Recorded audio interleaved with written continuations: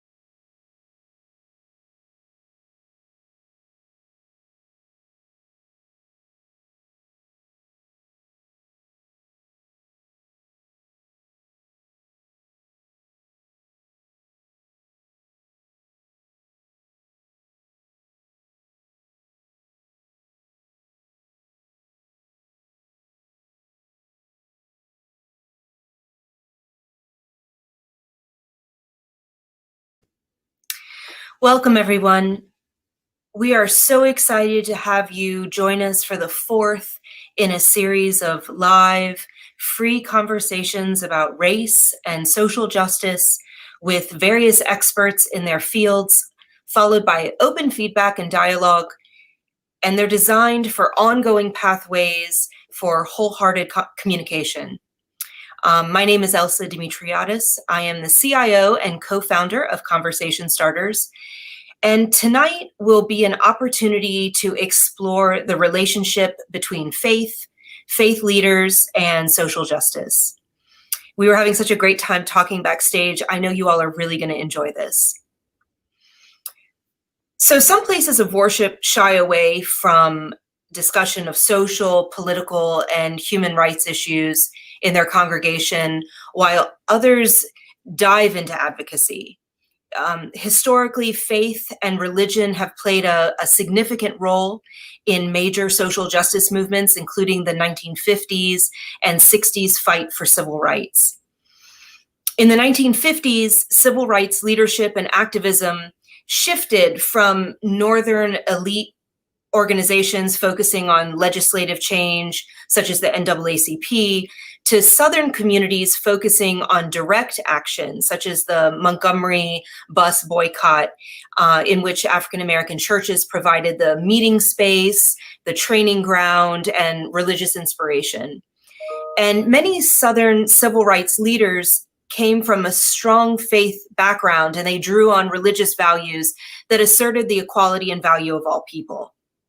In 1957, Reverend Martin Luther King Jr., in an effort to sustain the momentum of the Montgomery movement, he brought together more than 100 African-American ministers to found the Southern Christian Leadership Conference, and King served as the first president.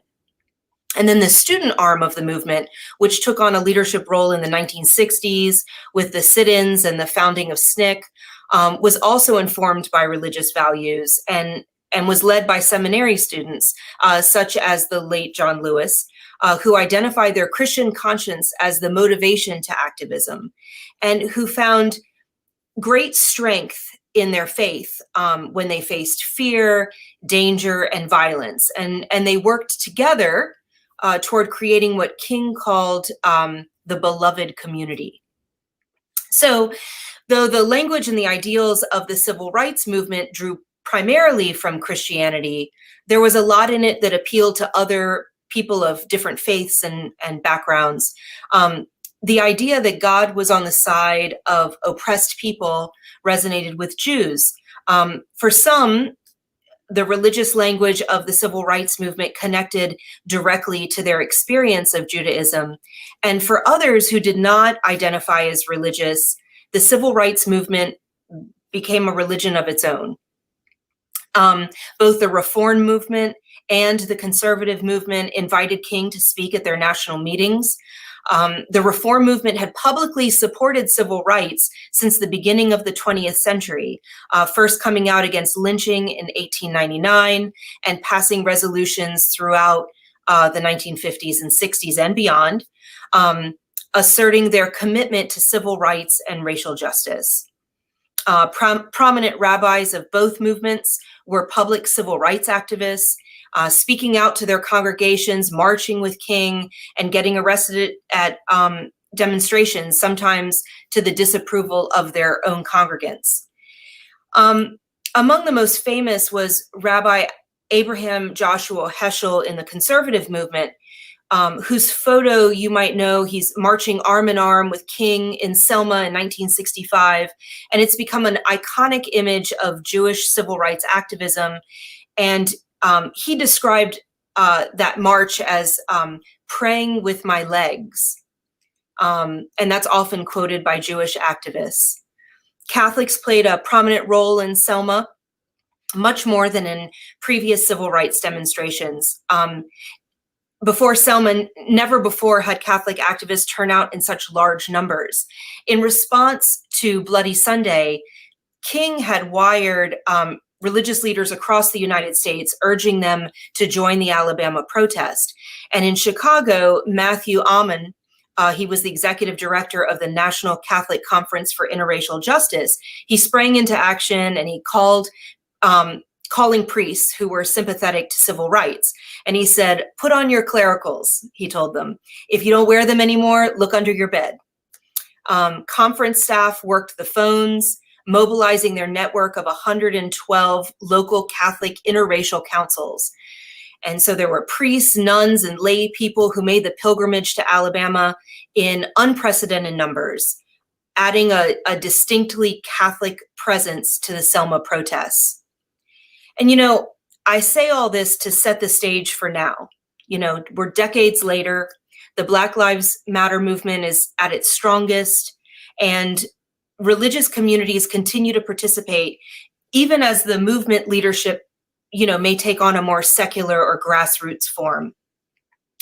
So while religious leaders and institutions have played significant and varied roles in the protests, they're standing in solidarity with protesters.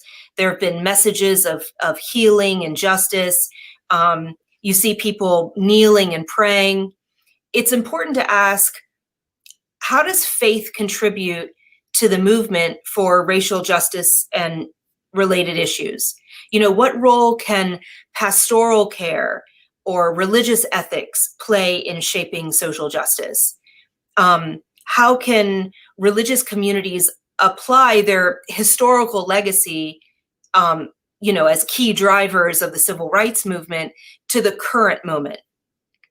So I wanted tonight to invite some people that could uniquely speak to these questions. I'd like to begin by introducing our first guest, Lenice Emanuel. She's the executive director of the Alabama Institute for Social Justice, which is located in Montgomery, Alabama. The Alabama Institute for Social Justice is dedicated to the empowerment of women, people of color, and addressing poverty in marginalized communities through the platform areas of childcare advocacy, voter engagement, gender equity, grassroots organizing, environmental justice, and racial healing and reconciliation. During Ms. Emanuel's career, she has secured and managed more than $30 million in grants that have served to positively impact a range of social justice issues to include academic, economic, racial, and gender equity. She's a climate reality leader and part of a core of advocates and influencers in 152 countries trained by former Vice President Al Gore. She holds certification in diversity and inclusion from Cornell University, a Master of Liberal Arts degree in leadership and ethics from Spring Hill College, and a Bachelor of Arts degree in sociology from Auburn University at Montgomery. Welcome, Lenice. Thank you so much for being here tonight. Thank you for having me. I was wondering if you could start by talking to us a little bit about the work that you do at the Institute. What does a typical work week look for you? Well, before COVID, I actually could have a list of things to accomplish on a daily basis. Now it feels really chaotic, quite honestly, because the base of people that we serve have been hit the hardest in this sort of COVID world that we're living in. Much of our work takes place in Alabama's Black Belt counties, which are some of the poorest counties throughout the state of Alabama. These are people who have lived with generational poverty and are in essence really trapped in cycles of poverty. And so these are communities that before COVID hit were underinsured or did not have insurance at all. They were dealing with environmental justice issues that are tied to them having raw sewage in their homes and in their yards, not having clean water, the things that you need in order to really sustain yourself in a pandemic that we're now living in. This idea of actually being able to shelter properly is something that is very unstable for those communities. So many of them sort of live from sort of family home to family home, and it is impossible really to operate in the context of social distancing. So we have whole families that have gotten sick. We have whole families that have actually died, like one after the other. So it's been quite chaotic, and we've actually sort of morphed into being much of a relief organization because some of the basic needs are just there. In terms of childcare, we have childcare centers that don't even have the resources to purchase much of the PPE that they will be required if they are to actually reopen, and to actually have to close for weeks. We in Alabama were down to about 12% of childcare centers across the entire state operating at one point, and then at only half capacity. Of course, they are providing childcare services to many of the essential workers that we all have grossly, historically, many of us have not appreciated. And so it has been tough. And so because that is our base and our population, we have been directly impacted because you cannot lead people. If you are unable to be there for them time of need, you can't be positioned to talk to folks about policy and reform when they're hungry. And so that has been what much of our work has been in today's climate. So in a normal non-COVID world, your work tends to be more advocacy than direct services, and now Absolutely. you've sort of Yeah. shifted. Yeah, absolutely. Really, by design, we were an advocacy organization in terms of how the organization came into existence in 1972. In fact, it was started by a group of African American women in Selma, Alabama, who wanted equitable childcare. And so, from its sort of inception, it's been a childcare advocacy agency. And what I really wanted to do when I entered as the ED about 4 years ago, with this sort of 40-plus year legacy of an organization that really was sort of born out of the civil rights movement, I really was trying to figure out how we can continue that legacy in a context that was really broader than just childcare, because so much of the work had really become this sort of integrated body of work where, once again, you can't sort of deal with childcare in a vacuum if people are having employment issues. You can't deal with childcare in a vacuum, if people are having transportation issues. And so we, by design, intended to create a broader context of the work, but really it's really been mostly about advocacy. But the other part of this work has really been around racial healing and reconciliation, which is the work that I was probably most drawn to when I first started this work. But in all reality, the work is taking a bit of a bend. And with the Black Lives Matter movement, we really are now collaborating with organizations that are really abolitionists. There's really no other way to define them. They are really freedom fighters in a modern context. And so this idea of Black Lives Mattering is really not new for our organization. We've always understood that. But we have found that there's a need to sort of create this tension around the work, which is we must be advocating for folks and looking at policy and how we can better ensure that policies are being implemented that will actually improve the communities that we serve.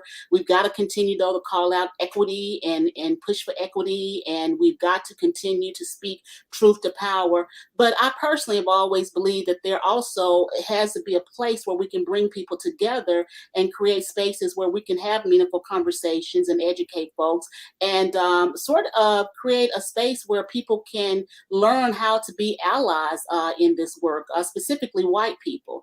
I think that, coming up in a home where we've always had very diverse relationships, although I'm from Pritchard, Alabama, which is probably 88% African American, and really still considered a very high risk, high crime community. I grew up in a home where both of my parents were educators, both had master's degrees. So we were sort of living in a community that really wasn't quite emblematic of what was actually happening in our home.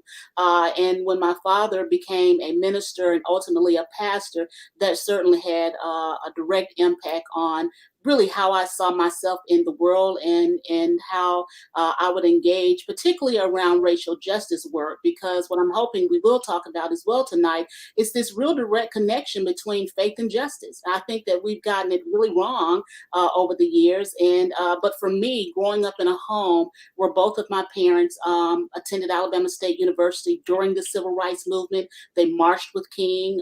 They were very engaged in making sure that I was really indoctrinated to understand my place in the world in that context. So for me, it was a very natural sort of connection, this idea of infusing racial justice work with faith. Although, obviously, as a nonprofit leader, we are careful not to sort of posit ourselves as a faith-based organization, because we're not. We're careful not to proselytize, because that's really not our mission and vision. But on a personal level, it certainly does guide, and it certainly does sort of undergird my approach to this work. And I think that in those contexts, particularly of racial justice, Christianity, its foundation being a religion of love, is a perfect place for me to exercise my faith in this sort of desire to bring healing and reconciliation. Thank you. Can you drill down a little bit on what you were talking about, that we haven't always gotten it right, that relationship between, faith and faith leaders and a role in racial and social justice work? Yeah.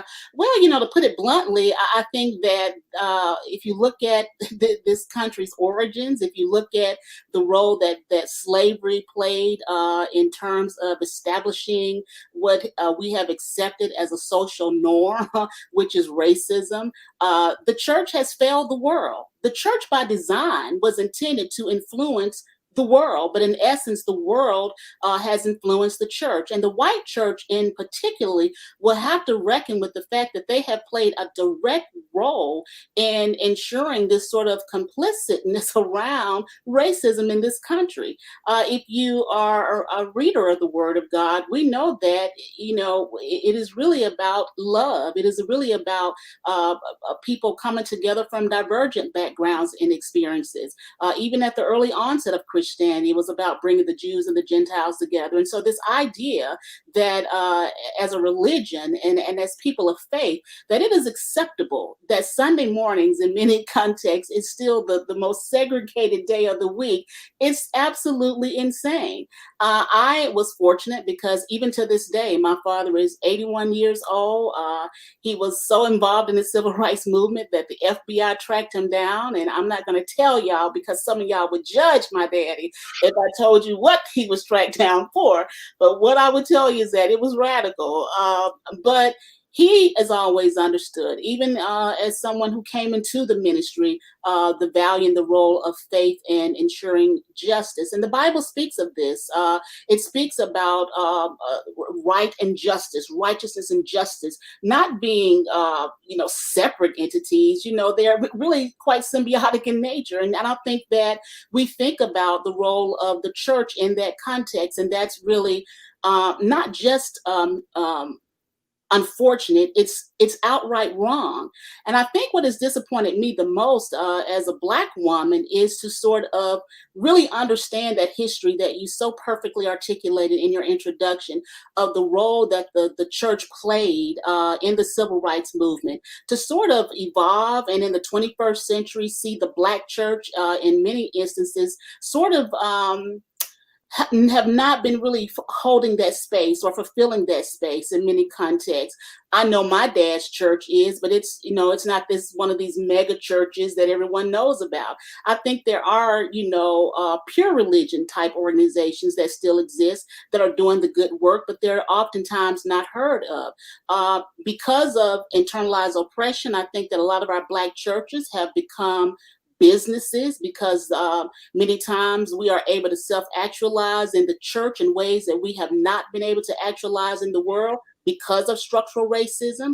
We have not been able to live lives that were similar to our white brothers and sisters. And so the Black church has really been the place where we can create these incredible businesses, quite honestly, that do a lot of good, but they're quite silent on justice issues. And so when Black unarmed men have been getting killed, the Black church in many instances has been silent, which again, to me is quite unfortunate. Now, that's not everyone. There are churches and some megachurch leaders that have always been doing the work, and they've always been speaking about this sort of connection between race and justice, and faith. But that is more of an exception than it has been the rule. And I think even now, Black churches are trying to figure out, as white churches are, how do they now hold this space? How do they continue to operate? Because this is the deal, y'all. The way it has been happening is not going to continue to go on. We're not going to let up. Abolitionists in this day will not let up. The world now understands and knows. We've seen enough videos. We've seen enough horrific, brutal murders now that there is no going back. So I applaud you and others that are trying to figure it out, because if you don't take the time in this season to really figure out how to move forward, you are going to not only be left behind, but you're going to find yourself in an increasing minority. So you're hopeful that there's a way to right the ship, that there are steps, and if you could elaborate a little bit about what steps would you like to see churches and faith leaders take in order to sort of get back on track in the way that they were in the 50s and 60s? Yeah, well, the Bible even speaks about, study to show yourself approved to God and to man, right? So this idea that we're going to sort of through osmosis figure this out is just not going to happen. People are going to have to read.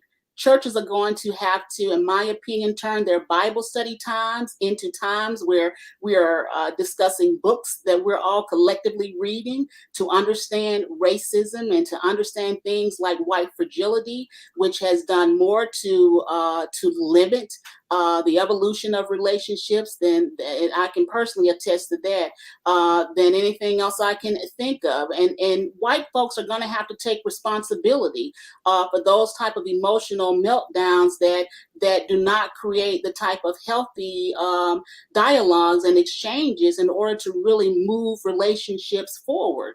I think that until we understand the language, until we understand from a technical, almost academic standpoint, the history of this and how we've been complicit in it and the responsibility that we have to take to dismantle structural racism in this country, then again, you're just going to get more of the same. But again, I think that the pressure is just very different now. And so I think that people are going to be forced to learn how to be better. And I think the church is a perfect platform for that. And I just think that you have to operate with a great deal of intentionality. And I know that for some people, they may get angry at the idea of turning Bible study, into these race dialogues or these race sessions. I just think that it's necessary, because I don't think that we're going to be able to coexist anymore in a context that does not encapsulate justice. Thank you so much. I mean, there's so much to unpack in what you said, and I appreciate your time this evening. We're going to come back to some of the things that you just talked about, but we're going to hear from our next guest, Mr. Jerry Darring. Jerry taught social justice at McGill-Tulane High School and Spring Hill College in Mobile, Alabama. He's on the boards of the Mobile Christian-Jewish Dialogue and the Gulf Coast Center for Holocaust and Human Rights Education. He's the author of 5 books on social justice themes, 4 books on the Holocaust, and 3 on spirituality. Thank you, Jerry, so much for joining us this evening. Do you mind sharing with us first about the work that you're doing with the Father Abram Joseph Ryan statue? And you're going to have to give us some background because many of our viewers are primarily from Acadiana. Yeah.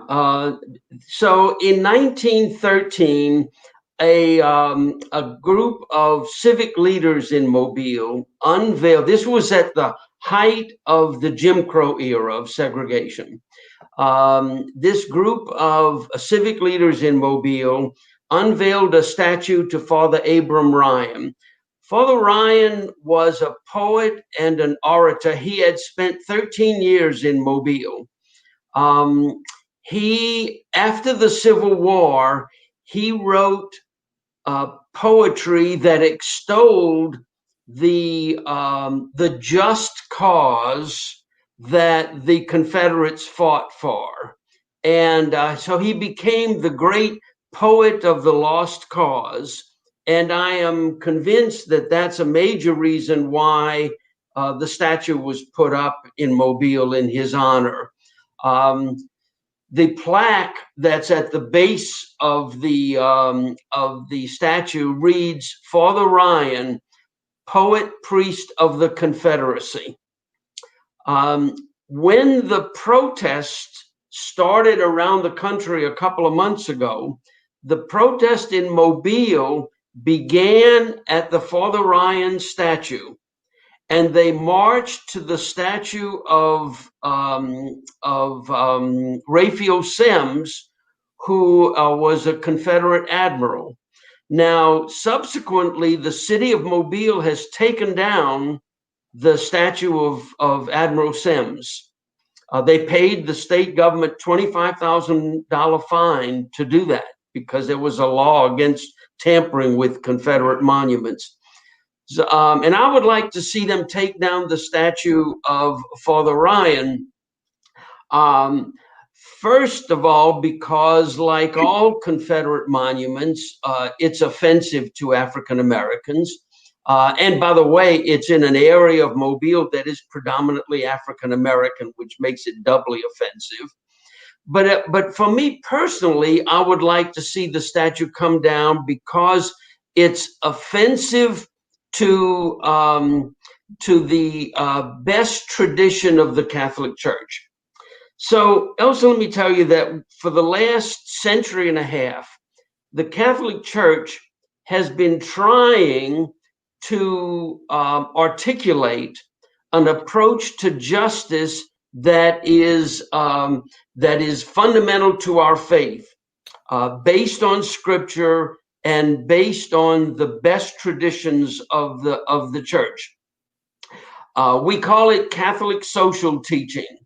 And it talks about things such as the life and dignity of the human person, preferential option for the poor, the dignity of work and the rights of workers, rights and responsibilities, care for God's creation.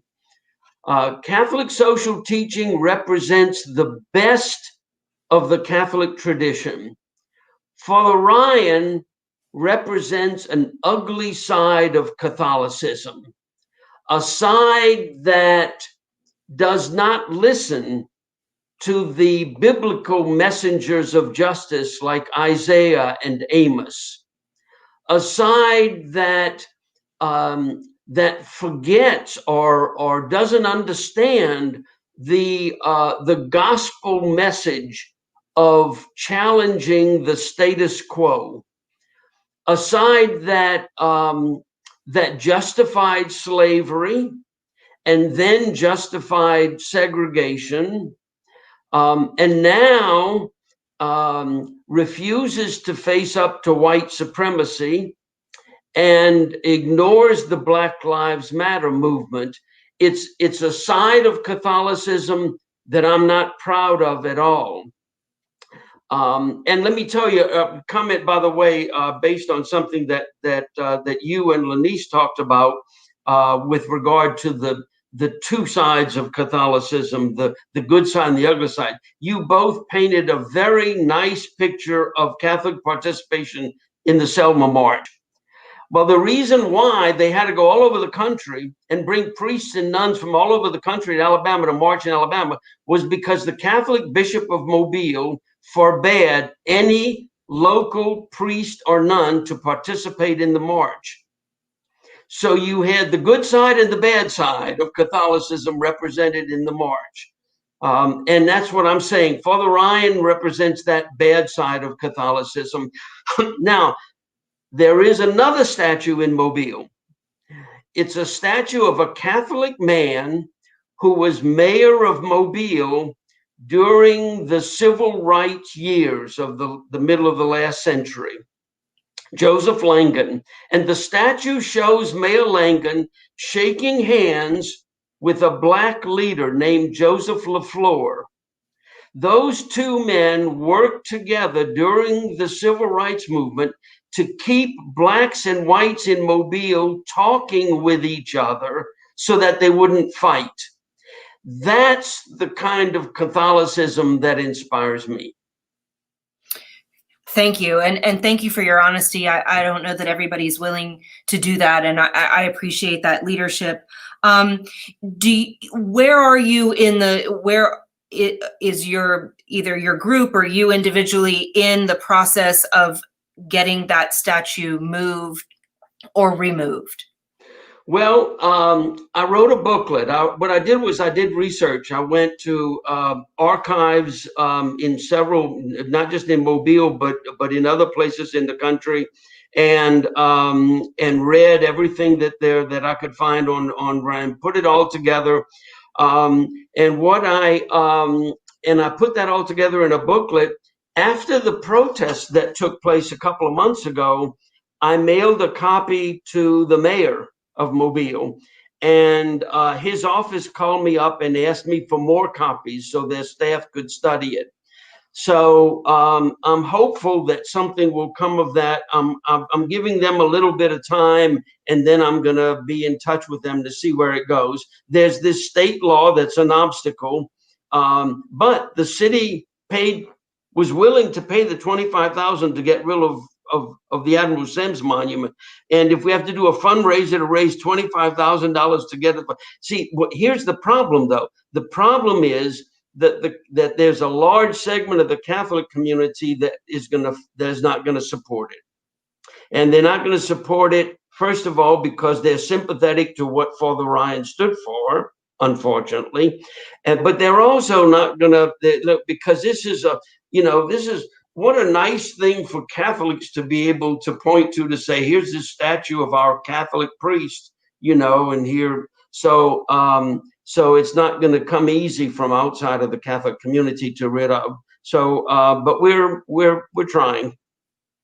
Yeah, I was thinking about that it must be doubly hard, right? So we have a not related to a religious figure, but we do have a statue in the center of Lafayette that we're working on removing. But I imagine that having that extra layer of it being a religious leader makes it doubly difficult. But thank you for your work. And I was wondering, has your interpretation of Catholicism in your work and what drives you and your calling to social justice, which is, vast and multi-layered, has that evolved over time? Oh yeah. As a matter of fact, I just had a request. Somebody asked me if I had ever done anything on racism, and I pulled out a outline for a session that I did 16 years ago, and looking at that and saying, yeah, it's pretty good, but I've learned a lot in 16 years. And so if you're not growing, like right now, 16 years ago, police brutality was not a major topic in discussing racism. It is today. So yeah, things go. The other thing too is that I think that the same thing with your faith life. If you're not constantly growing in your understanding of your faith, and I'm privileged, for example, to go as many times as I can to join with Rabbi Steve. He does study of scripture, and I go to the synagogue and listen, because you can't ever stop learning and growing. And so, yes, I do feel as though I understand things a whole lot better. I understand myself and my faith better. Do you see a time where the Catholic Church would do like what Lenice was talking about integrating historical education around race? And what does anti-racism really look like with biblical study? Do you see that there would be a space for that? Oh, absolutely. And as a matter of fact, there are some in some of the Catholic universities, a lot of good stuff is taking place in academia. And so it's it's the Catholic Church is a 2,000-year-old organization that's very, and it's an organization, so it's an institution. By nature, institutions move slowly. Catholic Church is, famous for moving slowly, thinks in very much long-term things.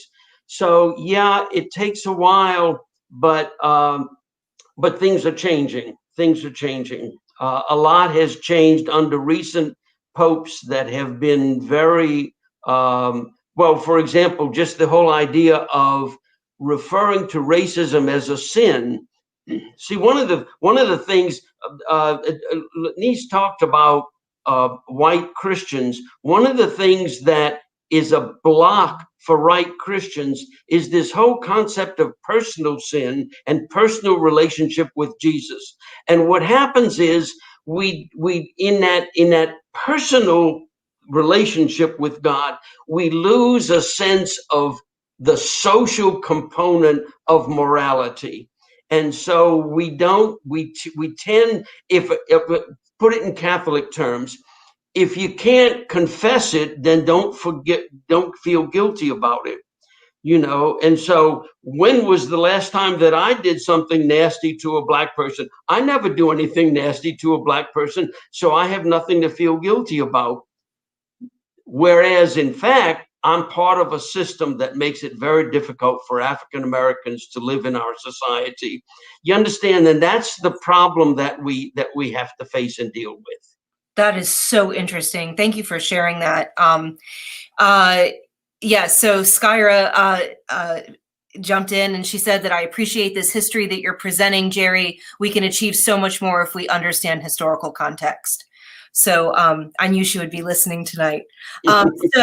Thank you. We're going to be bringing you back in a few, but I'd like now to welcome our third guest this evening, Rabbi Stephen Silberman, or Rabbi Steve, as he's known to many throughout Mobile and beyond. He served and has served as the historic congregation Ahavas Chesed for 30 years. He's living in Mobile and becoming part of the Jewish community, and viewing himself and his family as Mobilians have been and continue to be meaningful and fulfilling. Primarily engaged in Jewishly educating and supporting the members of the synagogue, Rabbi Steve enjoys working with schools, churches, and civic groups to promote shared understanding among diverse communities. He is involved in the Mobile Christian-Jewish Dialogue, which is one of the oldest dialogues in the U.S., and he's a founding member of the steering committee of the Mobile Jewish-Christian Trialogue. So thank you, Rabbi Steve, for joining us tonight. And also, thank you for welcoming me. I'm grateful to be here. So I wanted to start maybe a little bit where you can explain what the establishment and what the work of the Trialogue is. A little bit of background. First, I'm grateful to some good local friends who have taught me much about improving the world, one of whom is Jerry Darring. I've learned much from Jerry, and Jerry and others have been involved with the Mobile Christian-Jewish Dialogue. We started in the late 70s. Literally one of the first chapters of dialogue in the United States happened in Mobile, Alabama, of all places. And we shouldn't take for granted where we think we are and how we hopefully have improved in terms of establishing dialogue and better understanding of people between Jewish and Christian traditions and backgrounds. So about 15 or so years ago, people began to talk, and some of us were noticing that our nation is in a dire need of expanding its understanding of who we are as a community. And it's no longer fit to talk only about Jews and Christians. We need to widen our understanding. And so I felt compelled to do some work to help bring a better extended reach to Muslim Americans here in our own local community. And unfortunately, when COVID broke out, we had to temporarily table our work. But for the past 8, 9, 10 years, we've had ongoing communication with people of different backgrounds here in Mobile. And as I said, I'm grateful to Jerry and others who helped lay the groundwork for me to realize that it's time for me to contribute to making our world a better place. So I want to back up. You gave a beautiful introduction, and you asked, what are our drivers? And I want to share 3 elements within Jewish life as to what makes me move. And the first is, we've got a banner here, When we think about the book of Genesis, which I consider a spiritual motivator par excellence, we talk about the world being created. How often do people ask, why did God create the world with only one man and one woman? It would have been much easier just to create a populated world. And the traditional Jewish understanding is that because the world needed to have people come into it to build life. Following on the heels of Adam and Eve, people are familiar with Cain and Abel. And there's a very important Jewish commentary on the terrifying experience of a brother killing a brother that goes as follows. The blood of one person is equated with the blood of the entire world. When you destroy one person, you destroy an entire world. When you heal one person, when you prevent the bleeding of one person, you heal a world, you save an entire world. So on a spiritual level, the message for me of early Genesis is that we come into the world and we have to realize that we have the capacity to give life to the world or terrifyingly destroy the world. And that's one of the main drivers that I have in my life. And I label that here on the banner, spiritual Genesis, creation of the world. The second driver that I would say within my heart and my spirit is that of Isaiah. Isaiah is famously described in Hebrew scripture as calling for light to be brought into the world. What does it mean for a world to need light? It means there's an awareness that the world is dark. We're not speaking of what you and I might call visible darkness or lack of light. We're talking about a darkness and a need for light that is much more profound. And that's what Isaiah is shouting to my ancestors 2,700 years ago. And it's become an incredibly important part of our Jewish tradition to bring light into the world. And so that's my second motivator, or my second driver, if you will. And the third element that we might see as, I'm just typing into the chat right now so we can put it up on the banner. That's a very important element within Jewish tradition, is what's called tikkun olam. And sometimes it's spelled in English, Tikkun, next word Olam, tikkun olam. Tikkun olam literally means to repair the world. And it is a mystical element. So why would there be a mystical genre of commentary that puts forth the message that we need to repair the world? Because there's an awareness that sometimes the world is broken. For me to learn from my ancestors that there's an awareness that there are features in the world that are broken, and each one of us has to lift up his or her own energies to repair the brokenness, is spellbinding. And I want to go back to something that you introduced at the earlier part of the segment.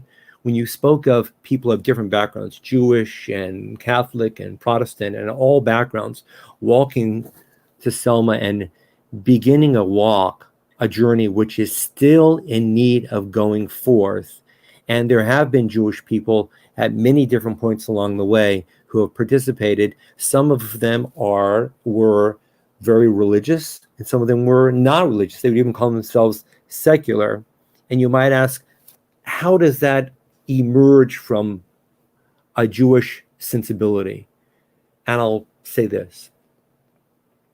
Within Jewish life, there are those who are very religiously inspired, and they might look at scripture such as Genesis or Isaiah and say, that is the reason that I need to come into the world.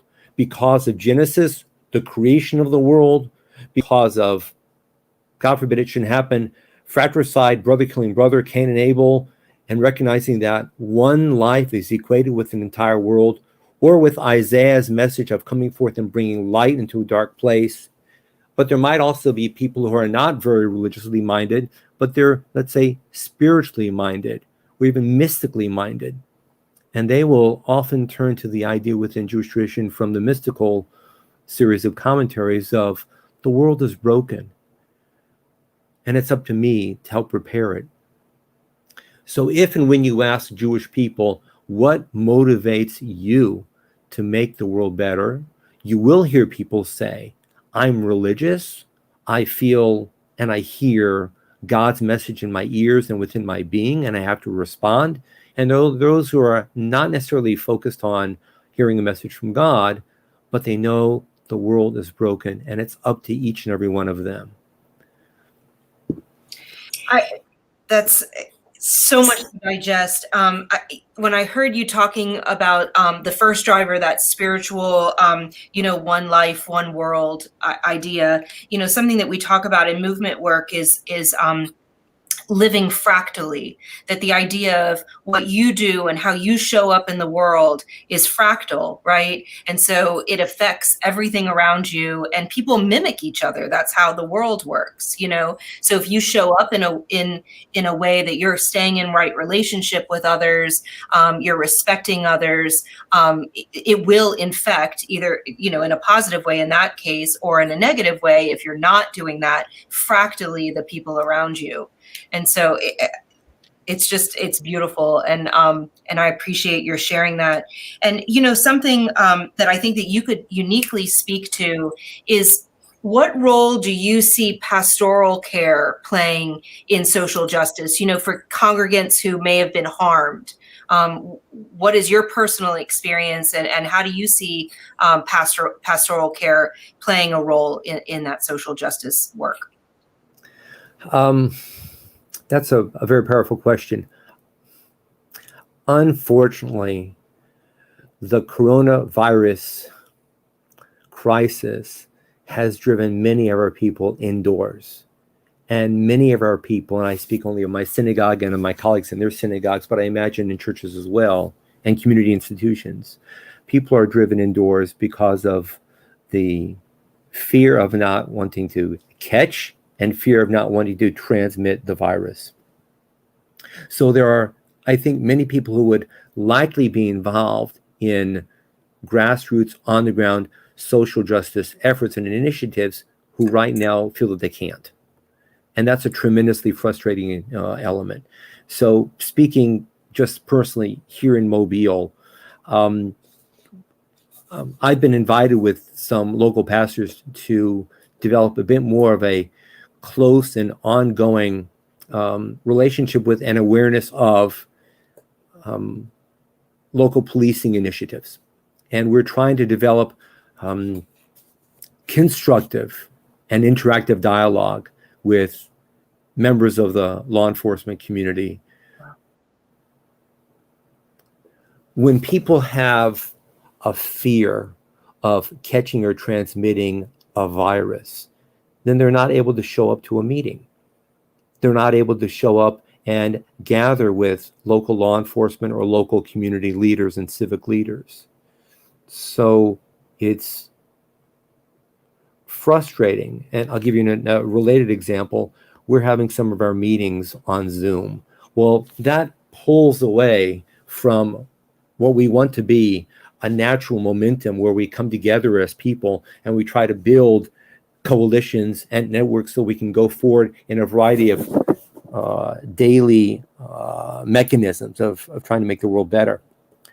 So it's very frustrating, and I'm hopeful that in the very near future, there'll be a diminishing of the fear of COVID so we can really marshal all of our efforts to improve our local communities' lives.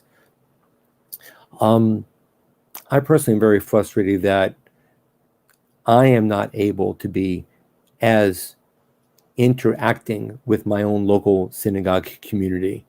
We happen to have a community that is, I can't say largely, but significantly comprised of people of senior citizen ages. And obviously people who are of a senior citizen age background are vulnerable. And so we are being very careful. And it's very frustrating. I want to I want to go back a little bit. So you were listing the drivers, spiritual, moral, mystical. For you, do you find that that first one is your primary driver, or is it a combination of the three? It's a combination of three, but I do want to say that I have learned from my ancestors and my forebears. And Abraham Joshua Heschel, who left this world too soon, taught at my seminary when I was being ordained in New York City, Jewish Theological Seminary. And his voice is still echoing through the halls, although he left the seminary in the early 70s. And I was ordained in 1990. But when I learned from my friend Jerry Darring and other local neighbors and friends about the importance of going out into the streets or meeting people in their homes or working in neighbor institutions and community centers, I realized how important it is to do social justice work. Some Jewish people are very inclined to work with agencies and organizations and institutions to make a tremendous difference. And I applaud people who have that capacity and that power within them. There can be another way of bringing social justice initiatives into the world, and that's working one-on-one with a neighbor or a friend. And some Jewish people find redemptive power by getting acquainted with somebody whom they don't know, perhaps an African American, perhaps somebody who is Christian, perhaps somebody who comes from a different neighborhood, perhaps somebody from a different socioeconomic background. How can you and I open our eyes to the beauty of what the human race is without first saying hello to somebody who's a little bit different than me or you? So what I think I can offer people in my synagogue is not only working with agencies and community organizing, but also reminding them that each person can reach out to a neighbor and be reached out to by a neighbor. And that will also make a significant impact here in America today. We live in Mobile, which is a small southern community. Contributing to Mobile's improvement is going to contribute to the improvement of the South and hopefully the United States as well. Yeah, yeah. We like to say that, we engage in dialogue because we don't know everything. And it's only by extending, an open heart and open line of communication that you can learn from others, really. So thank you so much. I'd like to welcome everybody back now. Maybe each of you can take a minute or two to say anything that you feel has been left unsaid or you feel like you want to say in order to feel finished. And also, please take this as an opportunity to let us know about things that we need to look out for or important information to share. And Skyra's got a question. Jerry, why do you think it is important for those in the Catholic faith to incorporate racial and social justice into Catholic education? If you want to do that first, and then we'll do a round robin. Because that's the only way to be true to our scripture. Our religion is based on scripture. Rabbi Steve's scripture plus our New Testament, and the only way to be faithful to that is to pursue racial justice. Not to do that is to be unfaithful to the very foundation of our tradition. Thank you. Lenice, you wanna start by anything you want to say or let us know about? Yeah, I just want to say, sort of in response to what Rabbi Stephen just said about this idea of people being inside and really not being able to advance organizing work. Just like we all got online tonight to have this really important conversation, I think that we're going to have to consider people actually engaging online as a form of activism. Many of my white allies and friends, one of them I see right now that's logged on, Gary Moore, I just love how he uses that platform to speak truth around race and the history of race. I have other white ally friends who do the same. I think it's very necessary, and I think that when people don't use that as an opportunity, a lot of times it's because of fear.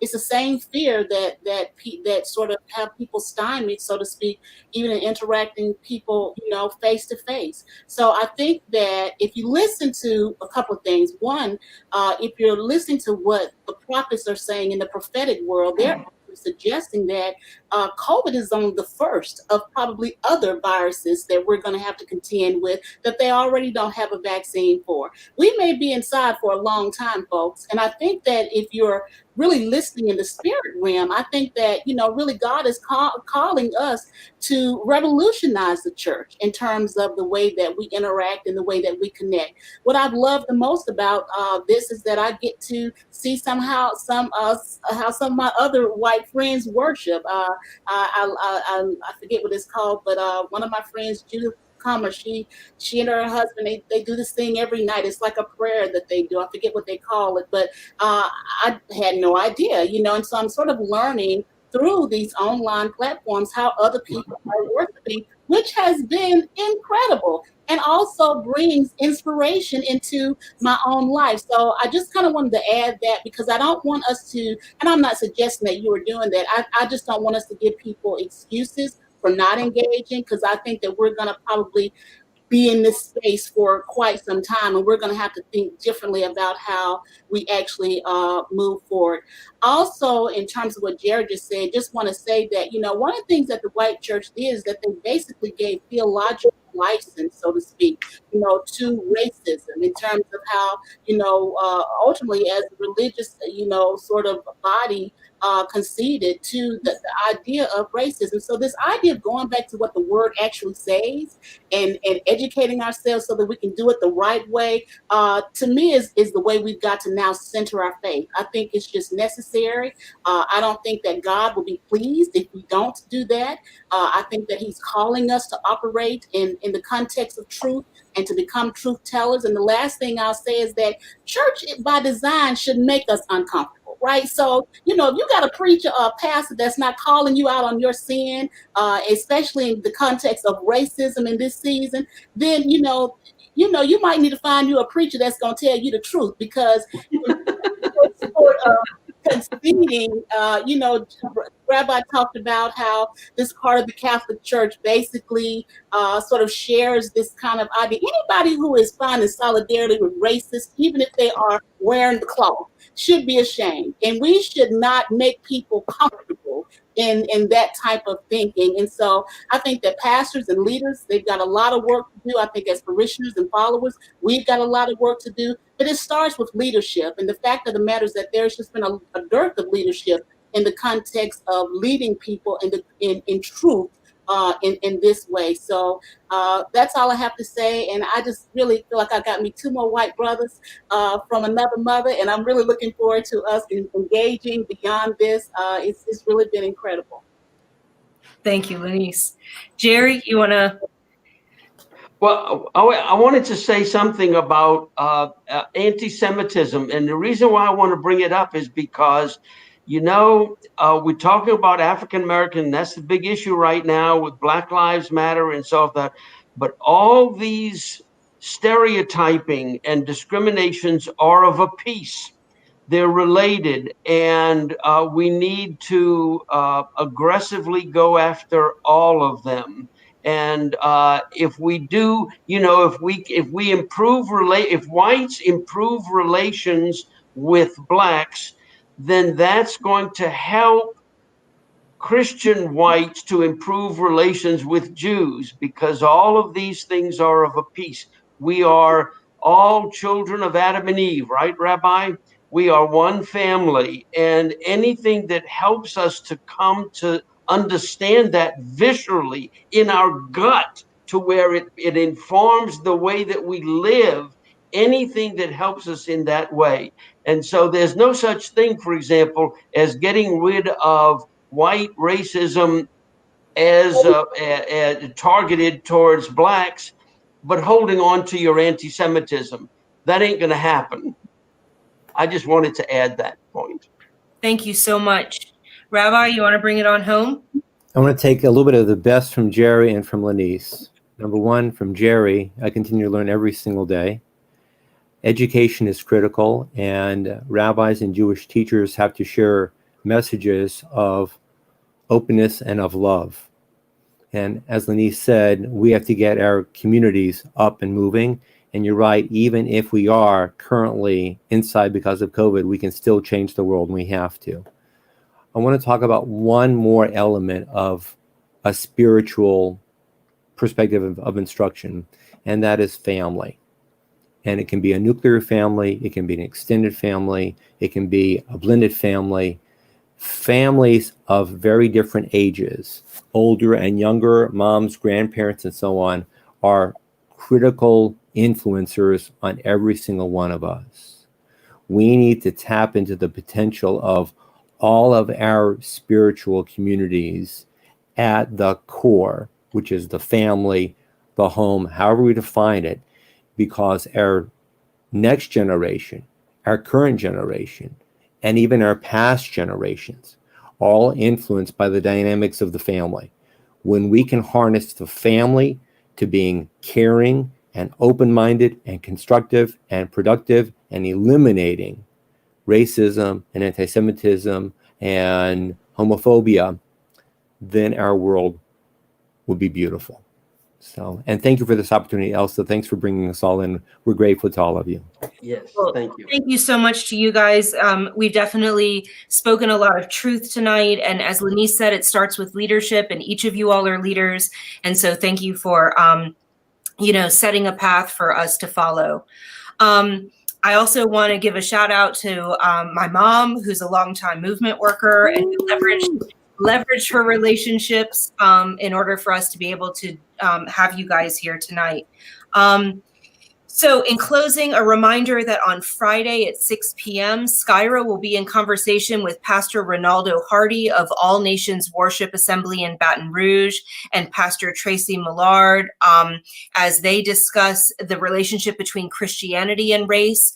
I do hope you will join us. And lastly, if you are a dialogue leader, a teacher, a leader in your business, a faith leader, a youth leader, and you would like to develop your facilitation skills around diversity, equity, and inclusion, don't forget to register for our facilitation training. We're working to assemble a strong, well-balanced cohort. So there is an application process, and the short form did need to be completed by last Monday, but shoot us a Facebook message if you need until tomorrow afternoon.